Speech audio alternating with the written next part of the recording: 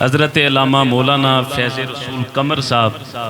ہمارے بزرگ عالم دین ہیں، آپ تشریف لائے، ہم آپ کو بھی خوش آمدید کہتے ہیں۔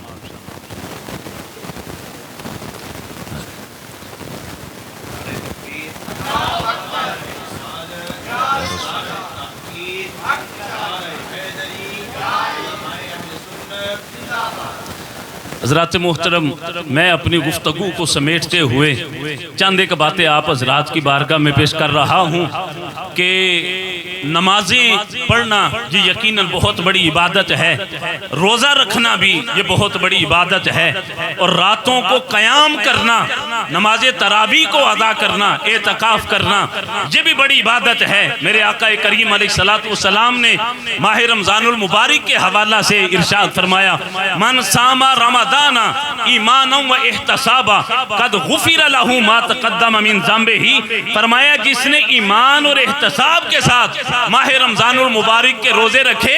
میرا رب اس کے سابقہ گناہوں کو معاف فرما دیتا ہے۔ لیکن یاد رکھیں کہ یہ ماہ رمضان المبارک کے روزوں کی فضیلت ہے، لیکن محبت اہل بیت کی فضیلت کیا ہے؟ میرے آقا کریم علیہ السلام نے ارشاد فرمایا، من مات علی حب آل محمد مات مغفورا لہ، جو آل محمد کی محبت میں مرتا ہے میرا رب اس کے سارے گناہوں کو معاف فرما دیتا ہے۔ جب وہ مرتا ہے تو ایسا ہوتا ہے کہ جیسے اس کے ذمہ میں کوئی گناہ نہیں ہوتا۔ تو عزیزان گرامی قدر، نماز کی اپنی فضیلت ہے، روزوں کی اپنی فضیلت ہے، رات کو قیام کرنے کی اپنی فضیلت ہے، مگر یہ نمازیں، یہ روزے، یہ زکوٰۃ، یہ حج و عمرہ اور یہ سخاوتیں اس وقت تک قبول نہیں ہوتی جب تک دل میں محب اہل بیت نہیں ہوتی ہے۔ اس حوالے سے جو خالق کائنات نے ارشاد فرمایا کہ قل لا اسألکم علیہ اجرا الا المودۃ فی القربى، کہ اے پیارے حبیب علیہ السلام آپ ارشاد فرما دیں کہ لا اسألکم علیہ اجرا، میں تم سے اے میرے صحابہ کوئی اجر طلب نہیں کرتا، اے میرے صحابہ میں تم سے کوئی اجر طلب نہیں کرتا۔ عزیزان گرامی قدر، میرا خیال میں تمام علماء کرام تشریف لے آئے ہیں، اور خطاب کے دوران ہی یہ ہماری خوش بختی بھی ہے کہ تمام کی آمد ہوئی، لیکن میرا بھی حوصلہ چیک کرے کہ میں بھی رکا نہیں ہوں، میں بھی تواتر کے ساتھ چل رہا ہوں۔ تو حضرت علامہ مولانا وقاص احمد نقشبندی صاحب، ان کے ساتھ خطیب اہل سنت جناب علامہ مولانا عمران احمد نقشبندی صاحب آپ بھی تشریف لائے، ہم آپ کو بھی خوش آمدید کہتے ہیں۔ اب ذرا چند لمحے میری طرف توجہ فرمائیں۔ اللہ کریم نے ارشاد فرمایا، قل لا اسألکم علیہ اجرا الا المودۃ فی القربى، کہ پیارے حبیب علیہ السلام آپ اپنے غلاموں کو یہ ارشاد فرما دیں کہ لا اسألکم علیہ اجرا، کہ اے میرے غلاموں میں تم سے کوئی اجر طلب نہیں کرتا، تم گمراہی کی وادیوں میں گرے ہوئے تھے، میں نے تمہیں اٹھا کے میں نے تمہیں ہدایت کا راہی بنا دیا ہے، تم اپنی ذات کے بارے میں بھولے ہوئے تھے، میں نے صرف تمہیں اپنی ذات کے بارے میں آشنائی نہیں کروائی بلکہ میں نے تمہیں رب سے بھی ملوا دیا ہے، تم جہنم کے گڑھے پر موجود تھے، میں نے تمہیں پکڑ پکڑ کر میں نے تمہیں جنت کا راستہ دکھا دیا ہے، اس کے اوپر میں تم سے کوئی اجر طلب نہیں کرتا۔ کہ میں نے تمہیں بتایا کہ رب کی بارگاہ میں سجدہ ریز کیسے ہونا ہے، میں نے تمہیں بتایا کہ جس خالق نے تمہیں پیدا کیا ہے اس کی فرما برداری کا حق کیا ہے، میں نے تمہیں بتایا کہ رب ذوالجلال کی اطاعت کا طریقہ کار کیا ہے، الغرض کہ تم اپنی گمراہی کے اندر حیوانوں سے بھی نیچے گرے ہوئے تھے، لیکن میں محمد مصطفیٰ صلی اللہ علیہ وآلہ وسلم نے، میں اللہ کے نبی نے، میں اللہ کے رسول نے، میں نے تمہیں بتایا کہ انسان ہونے کا حق کیا ہے اور انسان ہونے کے تقاضے کیا ہے، میں نے تمہیں سیدھا راستہ دکھایا ہے، اس کے اوپر بھی میں تم سے کوئی اجر طلب نہیں کرتا، الا المودۃ فی القربى، ہاں مگر میں جو تم سے طلب کرتا ہوں اللہ کے حکم سے وہ یہ ہے کہ تم میری اہل بیت سے پیار کرنا، تم میری اہل بیت سے محبت کرنا۔ عزیزان گرامی قدر، نماز پڑھنا سکھایا مصطفیٰ کریم علیہ السلام نے، روزہ رکھنا بتایا مصطفیٰ کریم علیہ السلام نے، رات کا قیام بتایا میرے آقا کریم کریم علیہ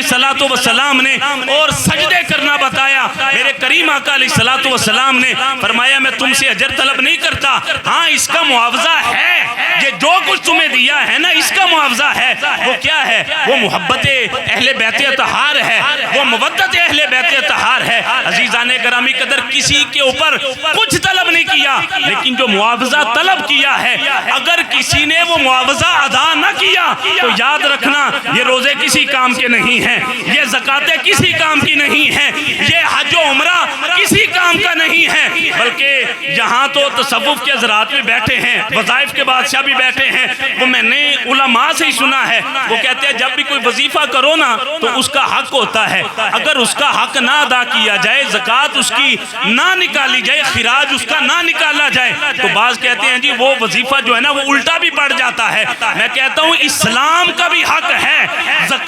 زکات کا بھی حق ہے, عبادات کا بھی حق ہے. اگر وہ حق ادا نہ کیا جائے گا, یہ ساری نمازیں, روزے, حج, عمرے, یہ اللہ کریم روزے قیامت منہ پہ مارے گا اور فرمائے گا نمازیں بھی اسی کی قبول ہے جو محب اہل بیت ہے, زکاتیں بھی اسی کی قبول ہے جو محب اہل بیت ہے, روزے بھی اسی کے قبول ہے جو محب اہل بیت اطہار ہے. اس لیے تو ہم کہتے ہیں کہ نمازیں پڑھے جا, روزے رکھے جا, زکاتیں دیے جا, عبادتیں کیے جا, اور شب و روز سجدوں پہ سجدے کیے جا. نمازیں اسی کی, اذانیں اسی کی جسے پنجتن کا گھرانہ ملا ہے.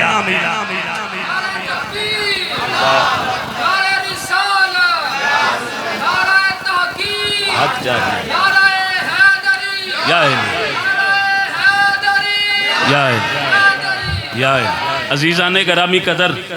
میرے آقا کریم علیہ السلام کے صحابہ نے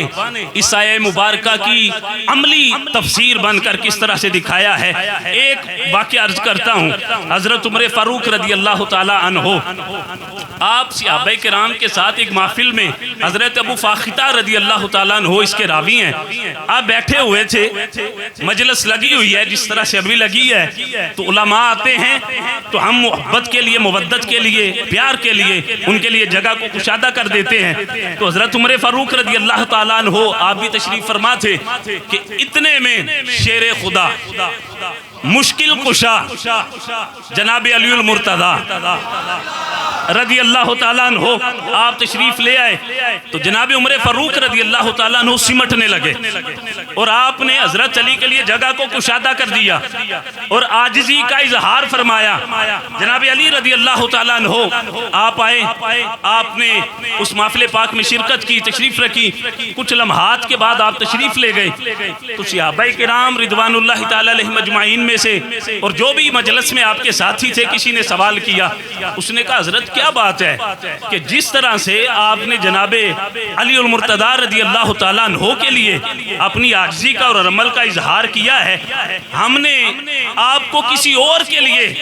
اس طرح کا اظہار کرتے ہوئے نہیں دیکھا ہے. تو آپ نے پوچھا کیسا عمل تم نے دیکھا ہے اور کیسا اخلاق دیکھا ہے؟ کہنے لگے ہم نے دیکھے کہ جب آپ کی بارگاہ میں حضرت علی آئے ہیں تو آپ نے ان کے لیے جگہ کو کشادہ فرما دیا ہے اور سمٹ کے بیٹھ گئے ہیں. تو آپ نے ارشاد فرمایا ما یمنعنی علی ھذا العمل,